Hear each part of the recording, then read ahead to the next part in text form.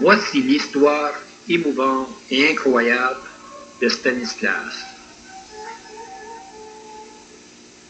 Cette histoire invraisemblable s'est déroulée il y a de cela 165 ans, c'est-à-dire en 1818.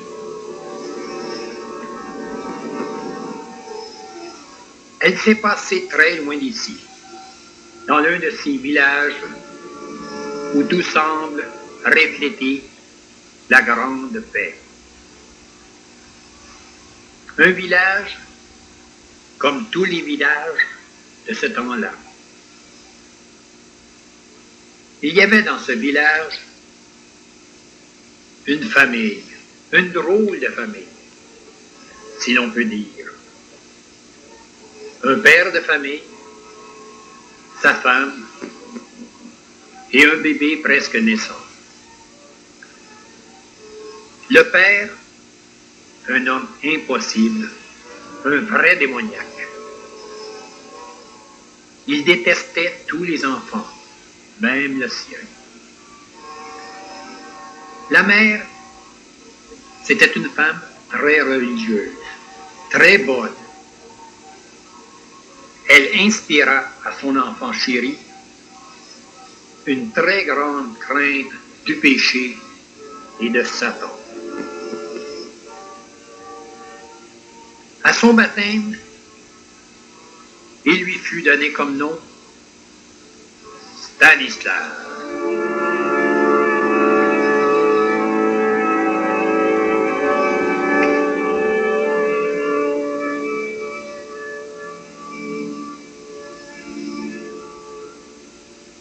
Comme je vous disais, il y a quelques minutes, le père de cet enfant, c'était un démoniaque. Dès l'âge de 7 ans, il avait offert, et cela de lui-même, à Satan, son âme.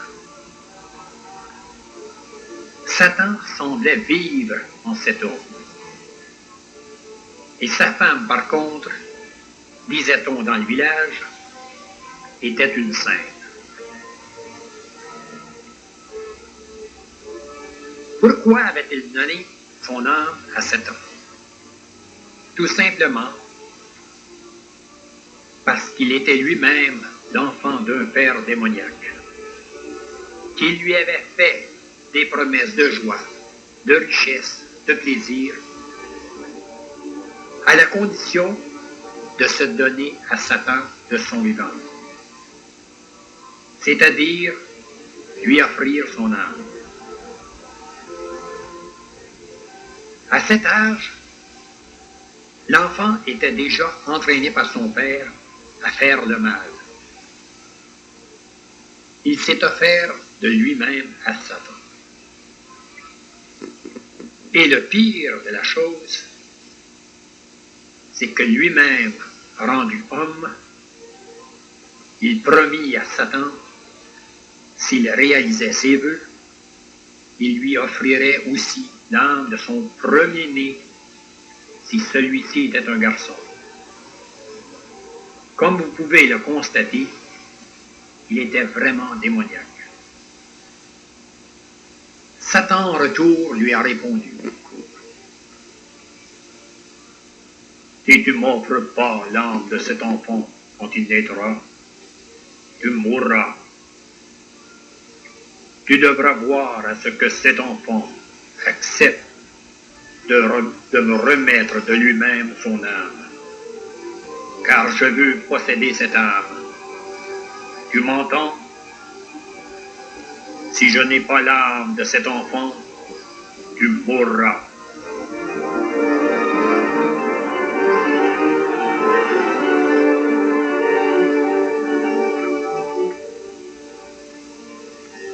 Dès l'âge de 7 ans, il fit venir son enfant près de lui et lui dit, « Mon enfant, ce soir même à minuit, tu vas assister à une grande cérémonie, une très grande initiation pour toi. Tu devras faire une très grande marche avec moi cette nuit même dans la forêt. Mais pourquoi? Cela ne te concerne pas. C'est un engagement, une promesse que j'ai faite à Satan. Mais Satan, le démon? Maman m'a toujours dit qu'il fallait fuir le démon. L'espèce que ta mère t'a dit. Ce n'est pas ta mère qui doit mener à la maison. C'est moi le père. Et tu es un garçon, donc tu dois obéir à ton père. Les garçons doivent obéir à leur père. Et les filles à la mère. Mais oui, mais tu me parles de Satan. Je te parle de Satan. Maman m'a toujours dit de fuir le péché et de fuir Satan. Parce que c'est un être méchant, vil et menteur. Tu n'as pas honte? Toi qui ne connais même pas Satan, et tu oses parler contre lui? Sais-tu qu'il pourrait te punir très sévèrement et sur le champ? Je n'ai pas peur de Satan. Il ne m'effraie pas. Car moi, j'ai eu une âme pure, du moins je l'espère. Sinon, je demande au Seigneur de me purifier. Il est mon seul maître. Tu viendras avec moi ce soir. Il ne réplique pas. Tu feras tout ce que je t'ordonnerai de faire. Faut pas oublier que l'enfant n'avait que 7 ans. Et c'est à cet âge-là qu'il fallait les offrir à Satan. Donc le soir venu, il le conduisit par les rues du village. Il traversa une grande forêt, puis soudain, il s'arrête et lui dit: « Je vais te couvrir les yeux, car l'endroit où tu vas, tu ne devras jamais en parler. Et cela à personne. Et comme je n'ai aucune confiance en toi, je vais te couvrir les yeux. » Mais pourquoi veux-tu me conduire dans un tel endroit? Tu pourras me poser cette question plus tard. Après avoir couvert les yeux de son enfant, il le conduisit au travers de la forêt. Après avoir marché durant des heures, les voici rendus à un endroit très lugubre. Devant eux se dresse un immense amoncellement de pierres. Le tout ressemblait étrangement à un de ces vieux châteaux de France abandonnés et dont personne n'ose s'approcher de peur de les voir s'effondrer sur eux. Soudain, on entendit des grincements sourds. Une immense porte, taillée dans le roc, s'ouvre devant eux, laissant sortir une senteur d'encens brûlé. Le père pousse son enfant à l'intérieur. La grande porte se referme derrière eux. Puis le père arrache le bandeau ouvrant les yeux de son enfant.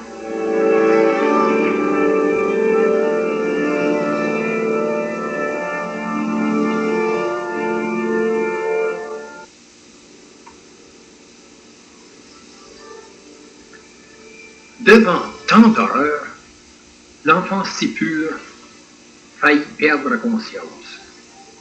Tous ceux qui étaient devant lui étaient complètement dévêtus.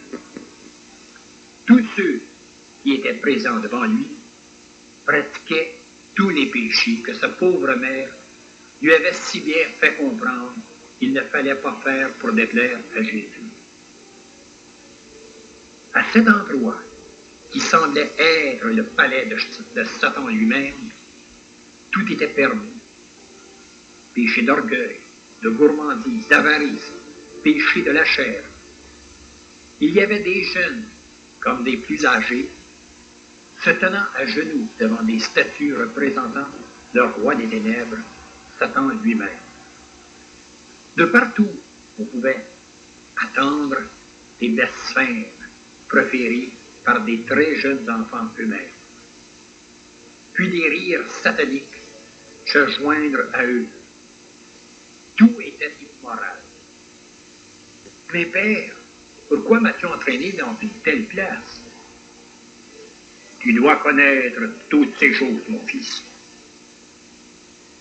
Mais ces êtres-là ne font que le mal. N'oublie pas, mon fils, que tu es ici au domaine de Satan. Et c'est ici que je dois offrir ton âme à Satan.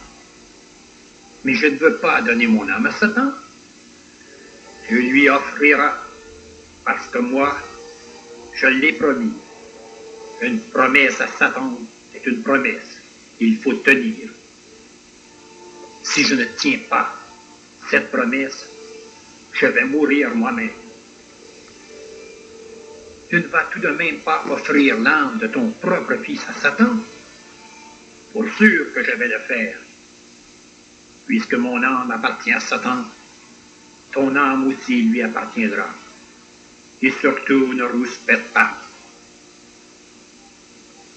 L'enfant se retourne d'abord et chercha à prendre la fuite. Mais son père s'empara de lui brusquement et lui arracha tous ses vêtements. On lui présenta un fouet.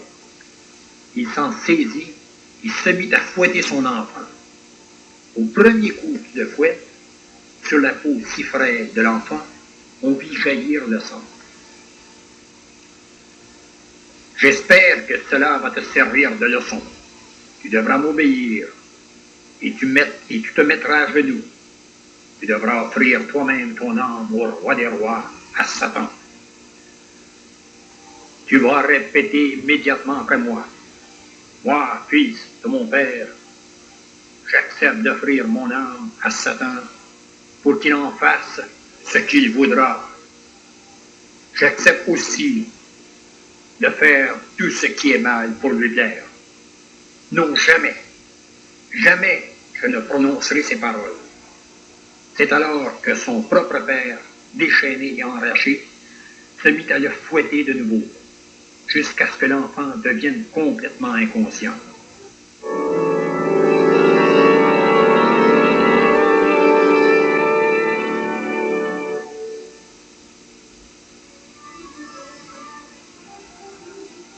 Le père se mit à genoux devant l'image de Satan, puis lui dit, « Satan, je t'offre l'âme de mon enfant. Que cela soit sa volonté ou non, son âme sera à toi. Mais tu devras m'aider à la conquérir. Moi j'ai fait ma part, comme je t'ai promis. Je t'ai offert son âme. Alors elle est à toi. Fais le reste. »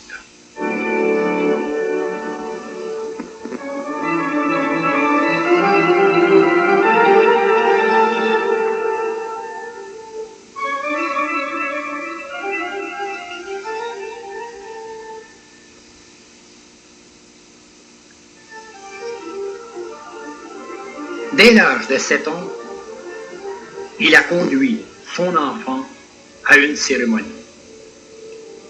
Et il a offert l'âme de son enfant à Satan. Il avait donc tenu sa parole.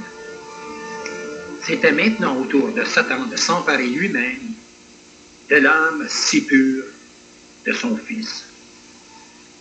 C'est donc à partir de ce moment que Satan se mit à terrifier l'enfant pour en faire un démoniaque comme son propre père. Satan lui-même jura d'avoir l'âme de Stanislas, et cela à tout prix. L'enfant devint très malheureux, car Satan passait son temps à lui faire miroiter les bienfaits du péché. Il essayait de lui faire comprendre que tous les péchés du monde étaient là pour satisfaire l'homme,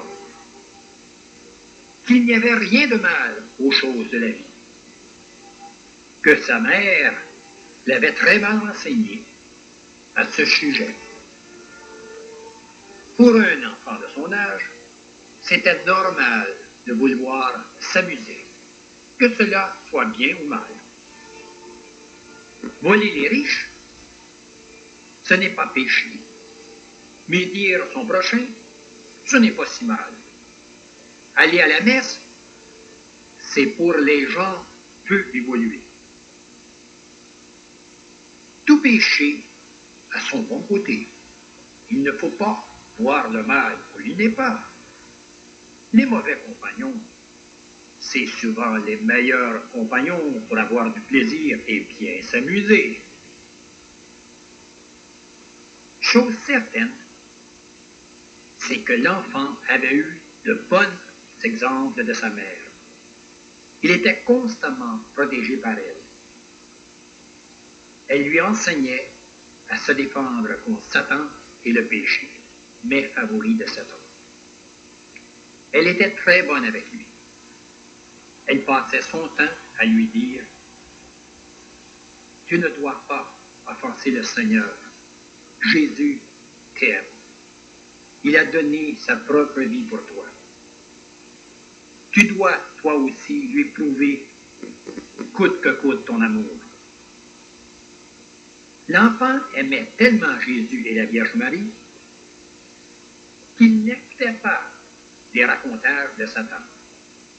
Souvent, par l'intermédiaire des autres, et même souvent par l'intermédiaire de son propre père.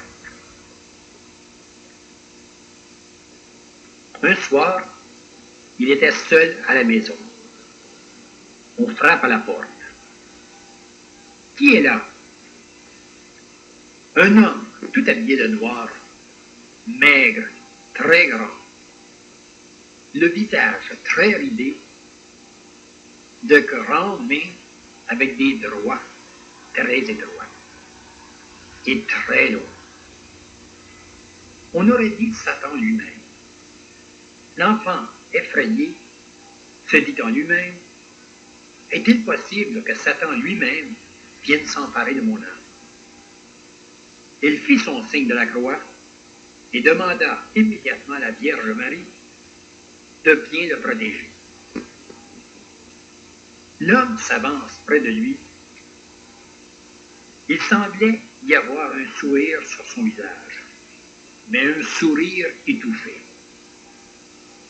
« Tu es Stanislas? »« Oui, monsieur. »« Et que me voulez-vous? »« Et ton père, où est-il? » »« Pour le moment, il n'est pas ici. »« Tu peux t'asseoir. J'ai quelque chose de très important à te dire. » »« Vous avez quelque chose d'important à me dire? Et cela à moi? » »« C'est plus qu'important, mon enfant.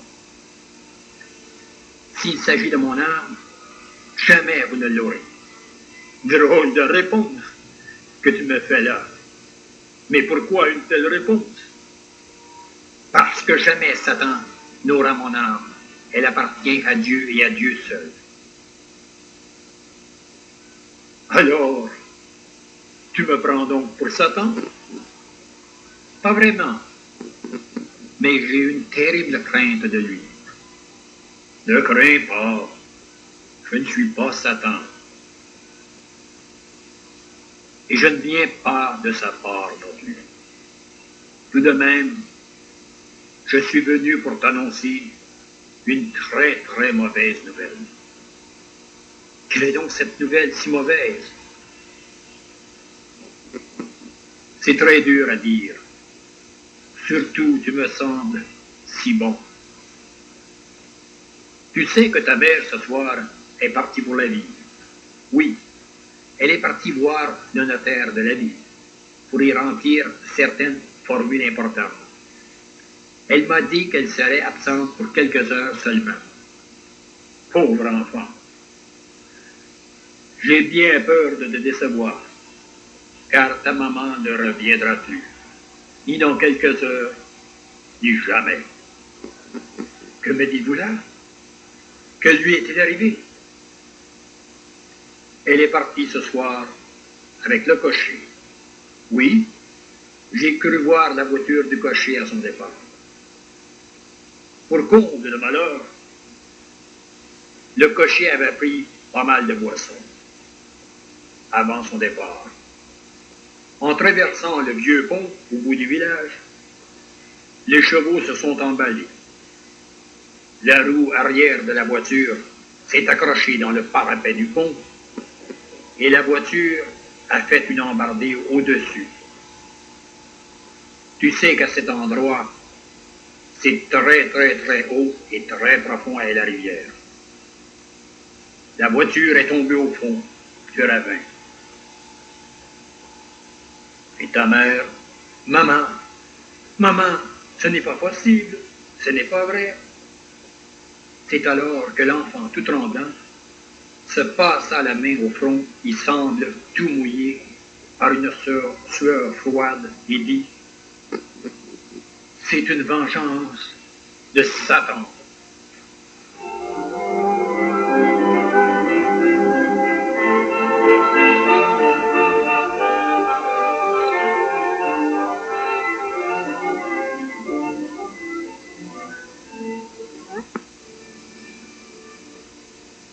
Après d'avoir été inconscient durant un laps de temps, l'enfant reprit conscience. L'homme à la mauvaise nouvelle avait disparu. Seul son père se tenait devant lui.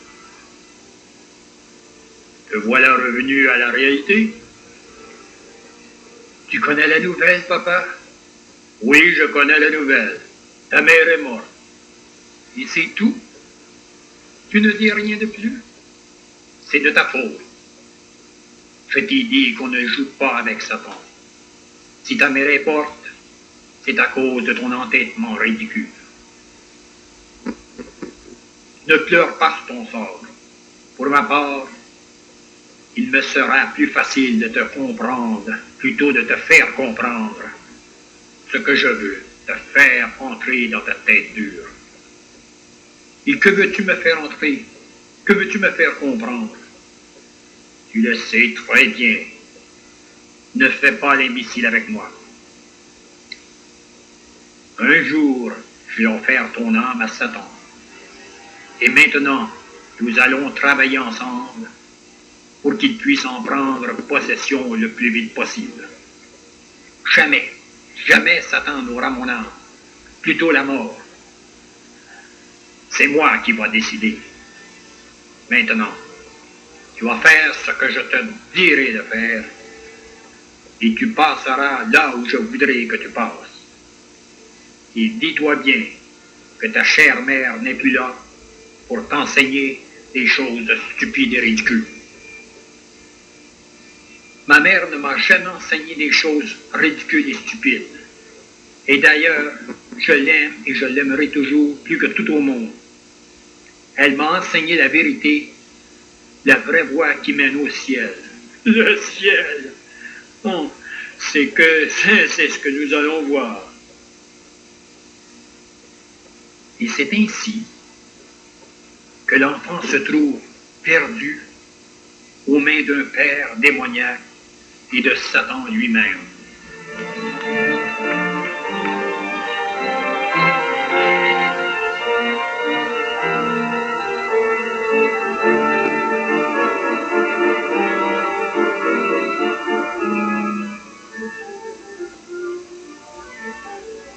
Dès que l'heure du coucher était arrivée et que Stanislas était couché, après bien sûr avoir fait ses prières habituelles, son père se rendait à sa chambre pour essayer de lui faire comprendre qu'il devait absolument offrir son âme à Satan pour être heureux. Il lui répétait souvent qu'il lui arriverait malheur si cela n'était pas fait.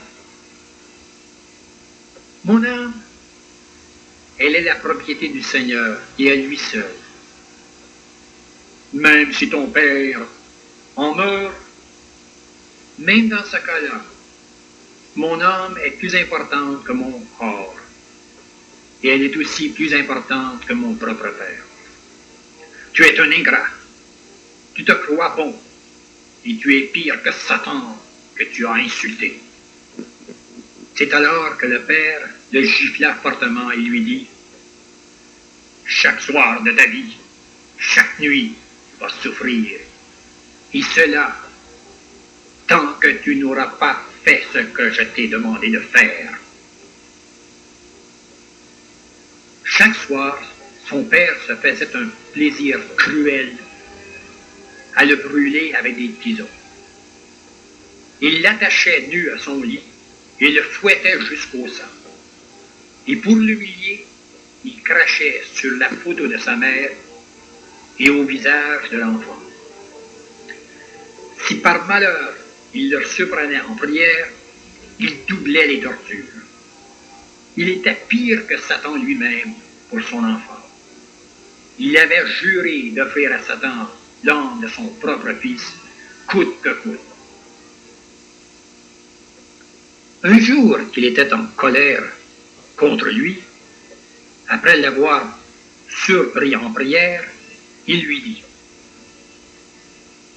tu vas te rendre immédiatement à la grange, j'ai affaire à toi. Mais pourquoi? Je te demande de te rendre à la grange immédiatement. C'est un ordre. Vas-tu commencer à me désobéir? Mais père, il est minuit. T'ai-je demandé l'heure? Va à la grange. Stanislas, ne sachant que faire, se rend à la grange. Quelques minutes plus tard, son père apparaît dans le cadrage de la porte. Il semblait à l'enfant que cet homme qui était son père avait pris la forme de Satan lui-même. Voilà ce que tu vas faire. Tu vas prendre ces bottes de paille et tu vas me faire 4 murs. De cette façon, les animaux seront protégés du froid cet hiver. L'hiver était à peine commencé, elle était même encore très très loin. Et faire une telle abri, surtout durant la nuit, fit bien comprendre à l'enfant qu'il se passait quelque chose d'anormal dans le cerveau de son père. Tout de même, il se mit à travailler, conduit plus par la peur que toute autre chose. En construisant les murs, il priait la Vierge de le protéger de son père, qui incarnait pour lui le vrai visage de Satan. Plus les murs montaient, plus il pouvait voir la méchanceté briller dans les yeux de son père. Quand les murs furent à une hauteur raisonnable, il vit son père s'emparer d'une chaudière de pétrole et commencer à la verser sur le bas des murs de paille. Puis, il le vit allumer un gros morceau de papier. C'est alors que Stanislas comprit les desseins de son père. Il allait périr dans le feu. Voilà maintenant, tu as le choix. Tu es prisonnier de ces murs de paille. Il n'y a qu'une seule porte de sortie, et c'est celle que je garde. Tu te mets à genoux et t'offres ton âme à Satan immédiatement. Sinon, je mets le feu à la paille et tu t'en vas directement chez le diable. Ce n'est pas très drôle de partir, surtout lorsqu'on doit partir brûlé par le feu.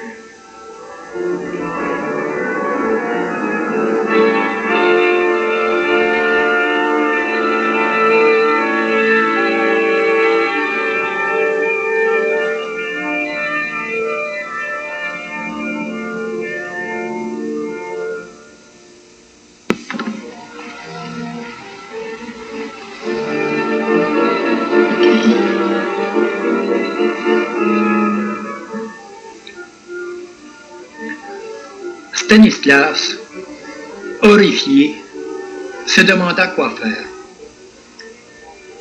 Pas question de céder et d'offrir son âme si pure à Satan. Impossible de gravir les murs.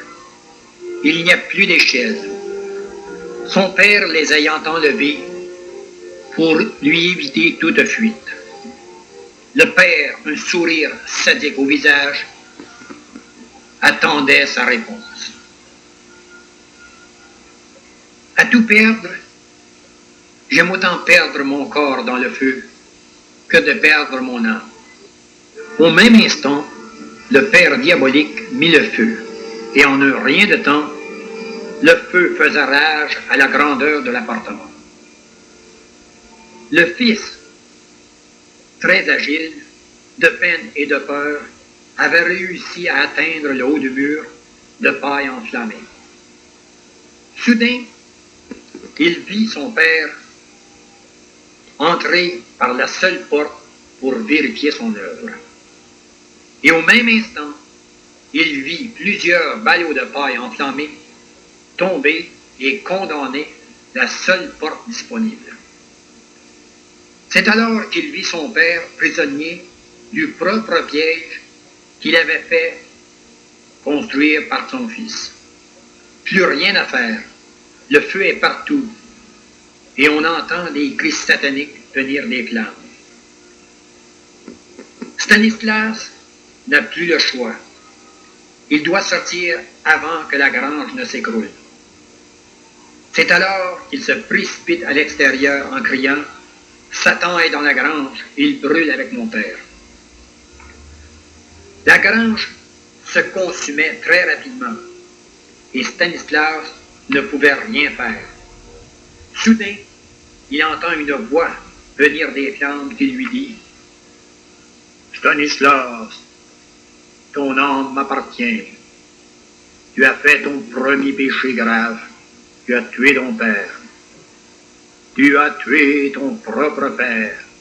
Tu es un meurtrier. » Alors Stanislas se couvrit le visage. Il se mit à courir et à crier « Non, maman, je ne suis pas coupable de rien. Ce n'est pas moi qui a mis le feu. Ce n'est pas moi. C'est injuste de m'accuser ainsi. »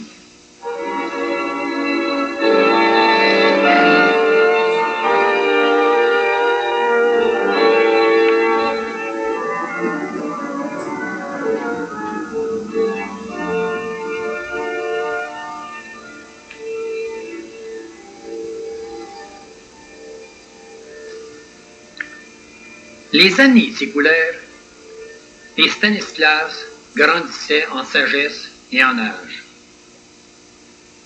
Il n'a confiance qu'en une seule personne, et c'est Dieu. Il demande très souvent à la Vierge Marie de le protéger de Satan, qui lui fait toujours endurer les pires tourments pour pouvoir posséder un jour son âme. Satan prenait tous les moyens pour l'effrayer et pour le convaincre. Souvent, durant la nuit, il pénétrait dans sa chambre et lui disait « Tu as tué ton père, ton âme m'appartient, elle est ma propriété, j'ai ton âme. Elle n'est plus si pure que tu ne le crois. Tu as tué, tu as tué. » C'est alors que Stanislas se mettait à genoux et priait la Vierge Marie de le protéger. « Je ne suis pas coupable de la mort de mon père. C'est toi, Jésus, qui l'as puni. J'en ai la certitude. Protège-moi de Satan. » Satan ne le laissait jamais en paix. Il lui répétait à 1000 reprises « Ton père t'a offert un jour à moi. Tu l'as brûlé, tu cherches des excuses pour t'innocenter. Tu es coupable. Je te tiens. Ton âme m'appartient. Elle est maintenant entre mes mains. » Chaque soir et durant toutes les nuits, l'enfant était tourmenté par Satan.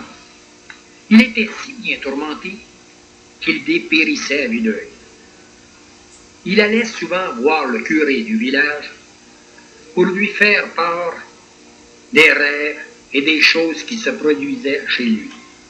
Mais le bon curé lui répondait avec un gros sourire, « Mon enfant, si tu pries, tu n'as rien à craindre. Et surtout, conserve bien ta pureté de cœur et de corps.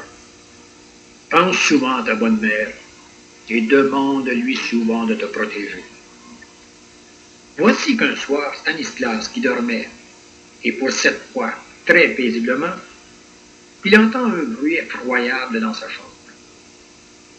Tout tremblait dans sa chambre. On aurait dit qu'il y avait 1000 démons.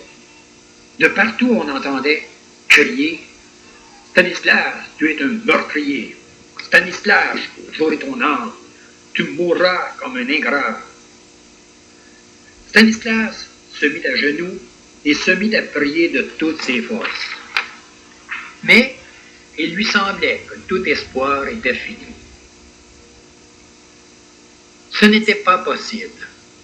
Il se sentait complètement abandonné de tous. Alors, il se mit à prier sa mère.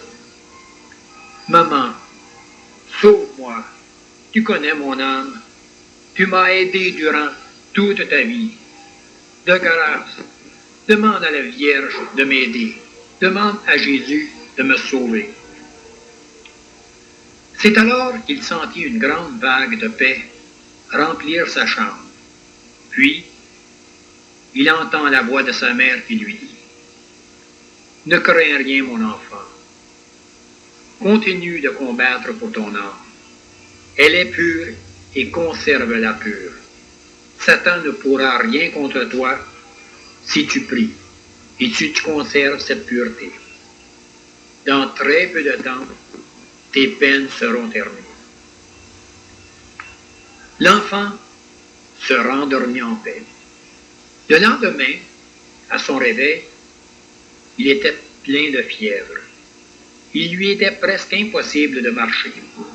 Il titubait de gauche à droite. De peine et de misère, il réussit à se rendre en bas à la cuisine. Sa vieille grand-mère le reçut avec un sourire. « Bonjour, Stanislas. Ça va ce matin? » Stanislas n'eut pas le temps de répondre. Il s'affaissa par terre, inconscient. Toute nerveuse, sa grand-mère s'empressa de le ramasser et de le déposer délicatement sur un sofa. Elle s'empressa de sortir à l'extérieur pour y chercher du secours. Drôle de coïncidence, le médecin passait par là. Il entra dans la maison, se rendit près de Stanislas, après lui avoir tapoté gentiment les joues, avoir pris sa température et lui avoir fait mettre une serviette d'eau froide sur le front, il dit « Pauvre enfant, il est très malade. Il faut le conduire immédiatement à l'hôpital. » On fit venir un cocher, puis on transporta l'enfant à l'hôpital. Chemin faisant, on entendait parfois l'enfant qui murmurait « Non, non, Satan, tu n'auras pas mon âme. Elle est au Seigneur.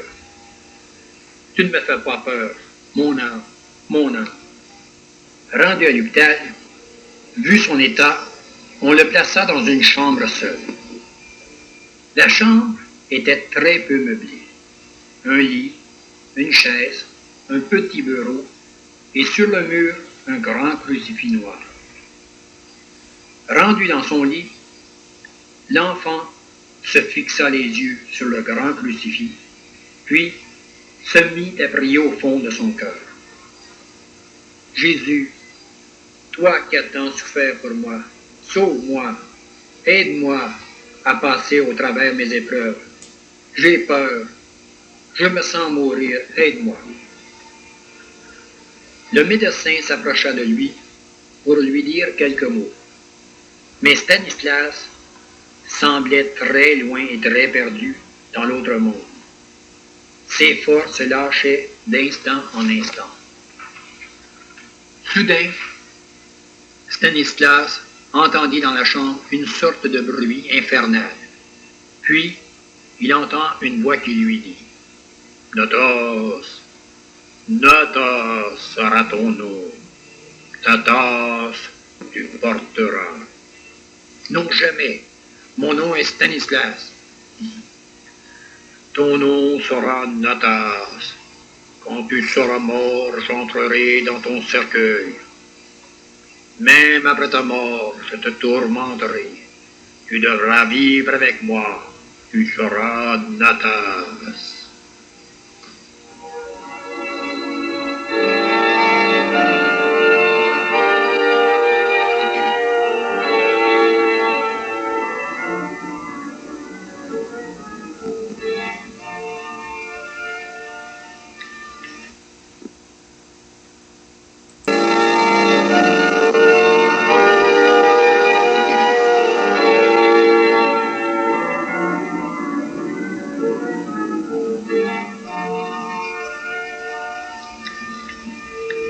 Après sa mort, on déposa l'enfant dans un cercueil.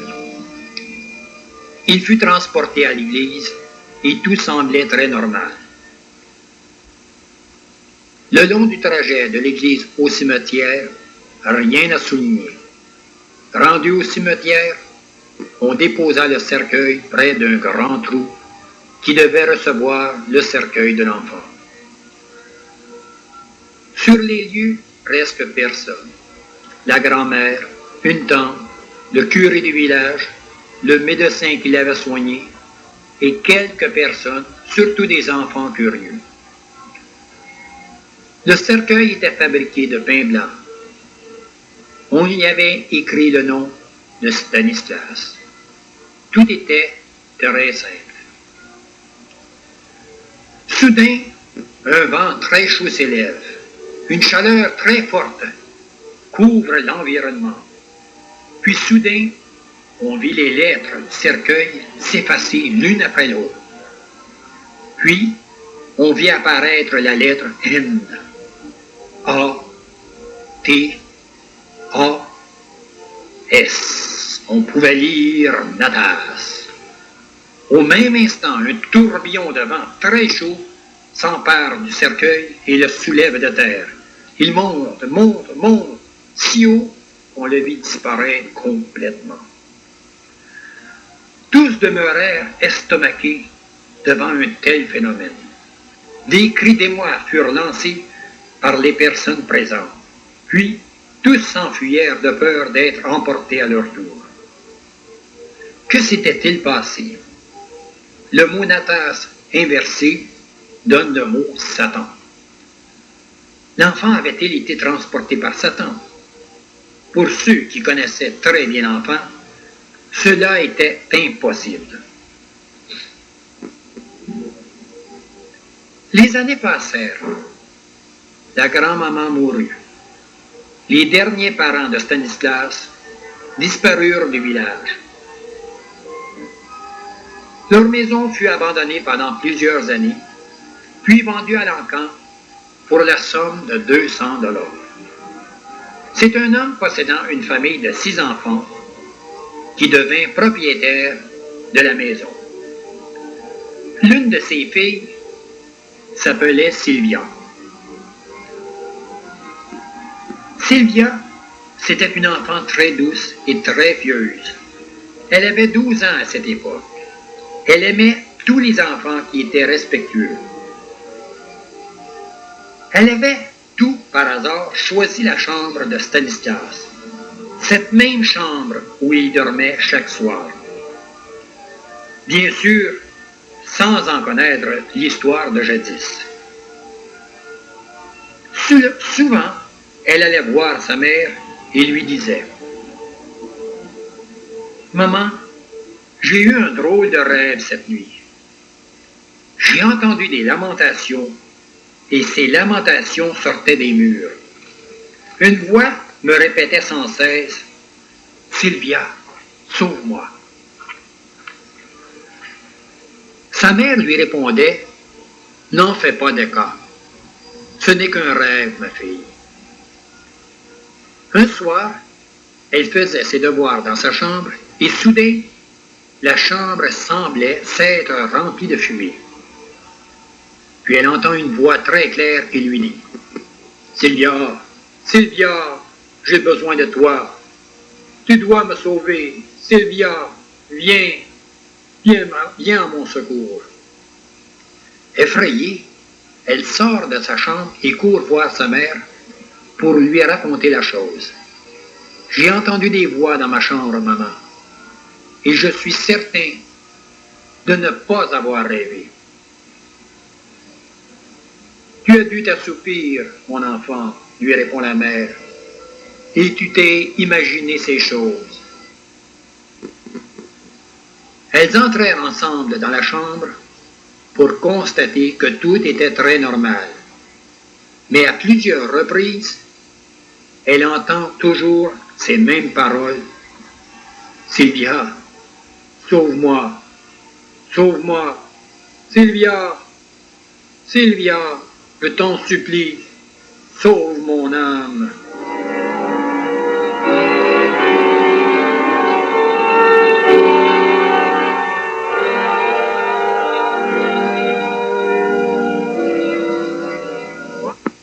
Intriguée par ces choses, et voyant que sa mère semblait ne pas vouloir la croire, elle se mit dans la tête de faire des recherches pour connaître l'histoire de la maison.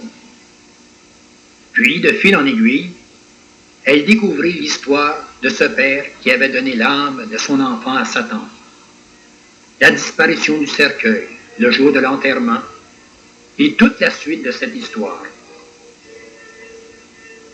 L'histoire était-elle vraie, oui ou non?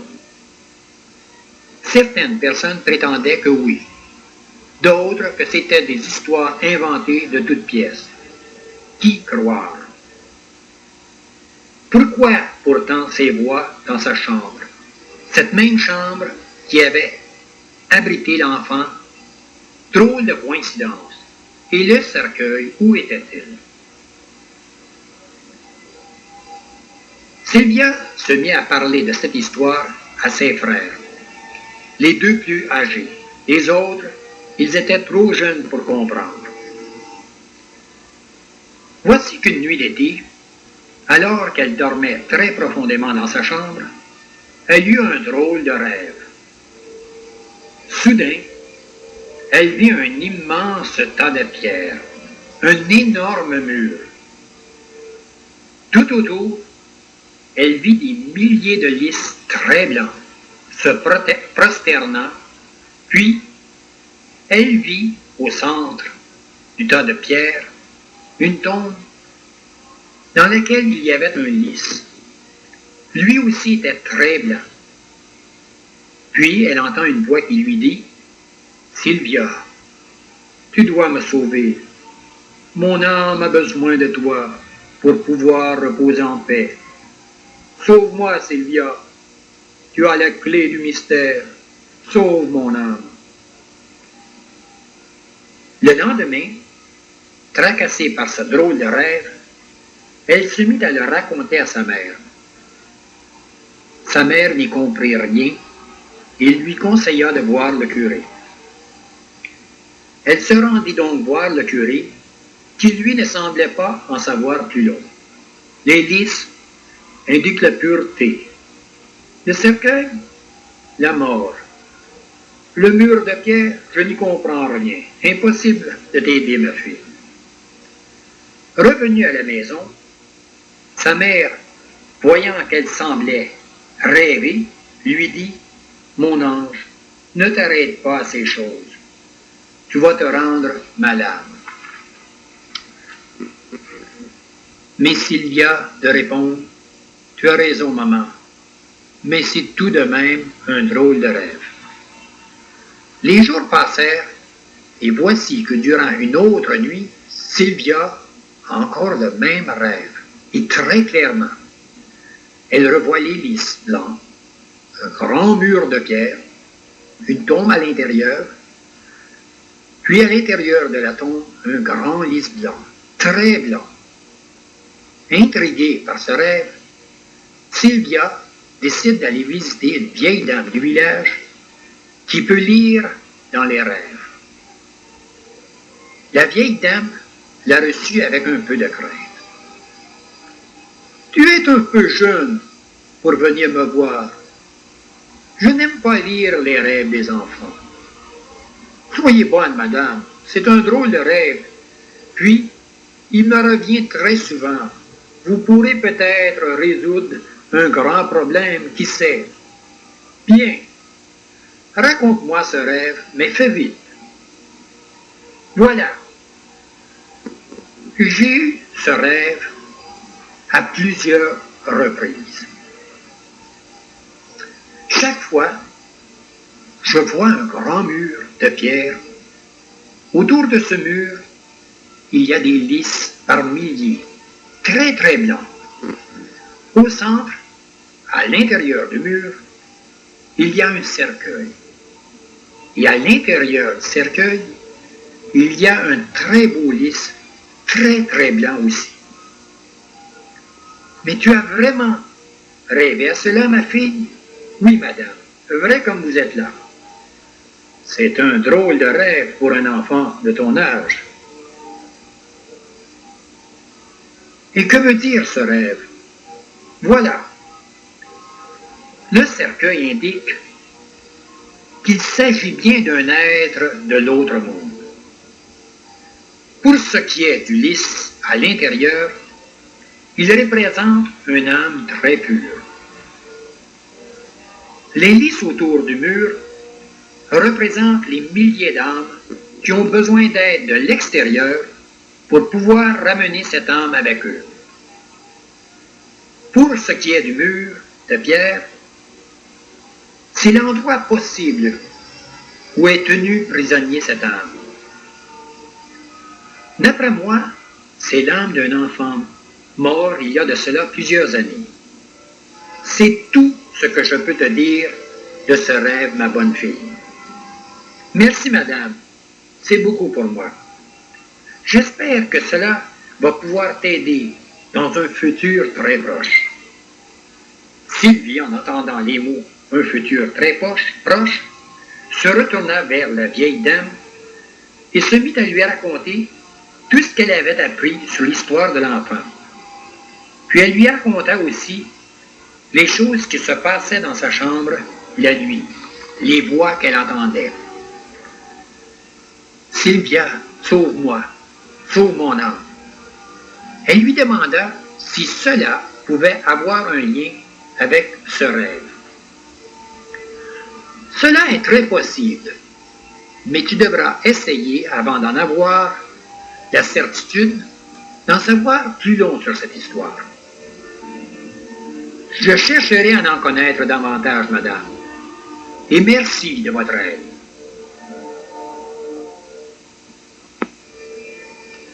Sylvia quitta les lieux très contente de ce qu'elle avait appris.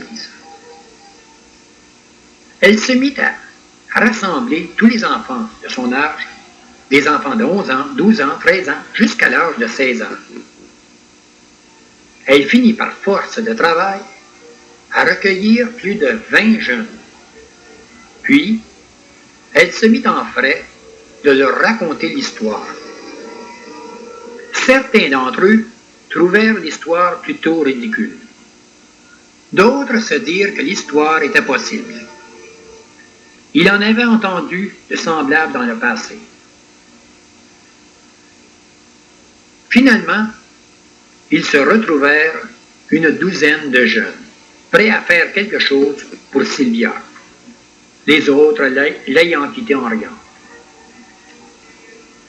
Ils se mirent à chercher partout, à passer chaque coin au peigne fin, forêt, sous-bois, champs, fond de grange, etc., etc. Chaque samedi, chaque dimanche après la messe, les enfants s'amusaient à la grande course du cercueil. Il fallait retrouver un cercueil qui avait disparu il y a de cela plusieurs années. C'était une chose qui semblait ridicule.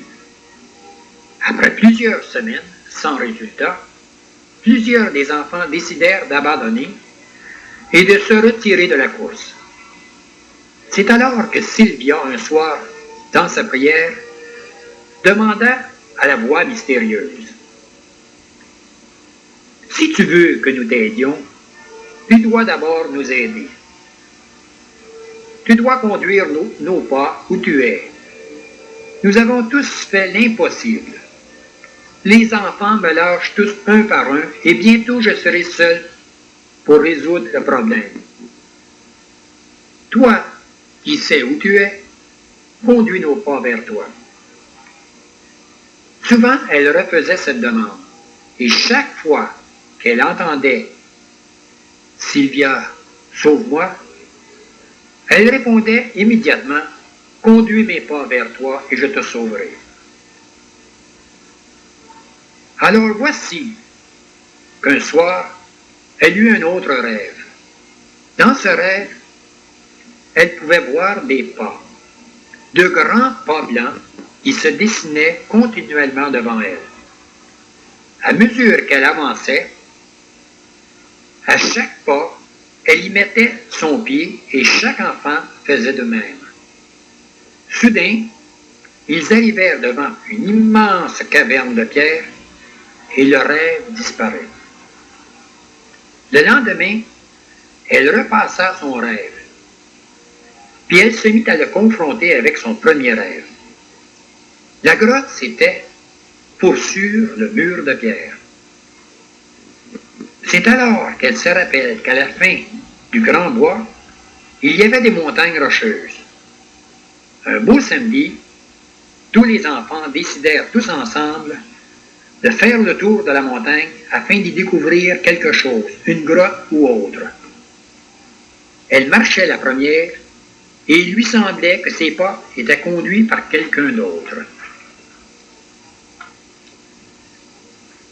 Après avoir cherché à plusieurs reprises, voici qu'un jour, un des enfants se mit à crier. « Venez ici, je viens de découvrir quelque chose. » En effet, il venait de découvrir une sorte de trou béant. Ensemble, ils enlevèrent les quelques pierres pour pouvoir passer. Puis, tous ensemble, un par derrière l'autre, ils pénétrèrent à l'intérieur. Ils découvrirent une immense grotte. Et quelle ne fut pas leur surprise de découvrir au centre un cercueil, sur lequel il y était gravé Natas.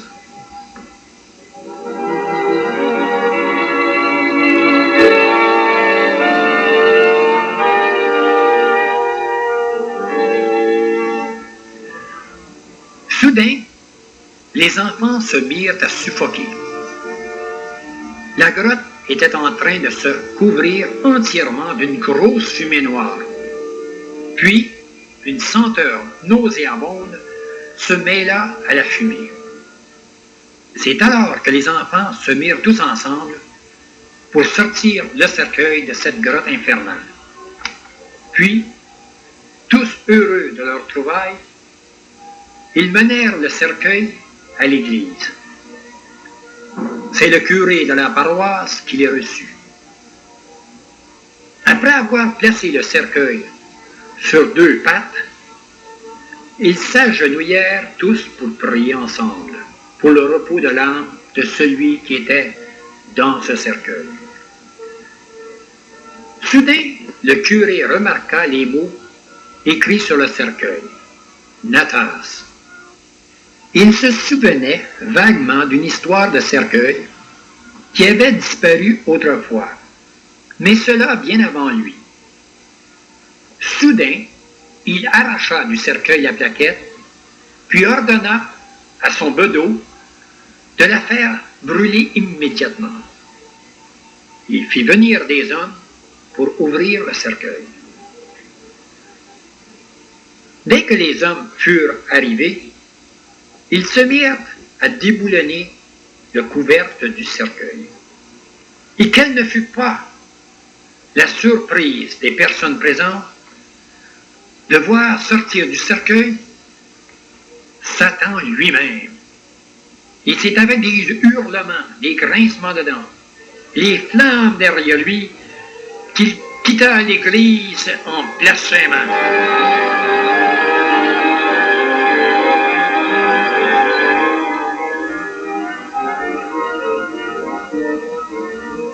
Puis, on entend une voix très très douce venant du cercueil qui dit « Merci les enfants.